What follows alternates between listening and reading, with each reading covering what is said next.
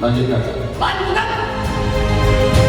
Fokus kita hari ini adalah langkah-langkah preventif, upaya-upaya pencegahan masyarakat supaya tidak sakit.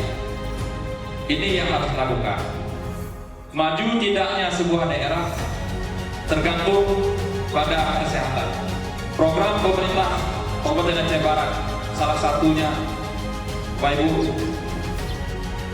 yaitu dokter masuk rumah, Dok Maru. Kami mohon kepada seluruh tenaga medis, masuk dokter, perawat semuanya. Bagian dari pemerintah kita adalah pelayan mereka.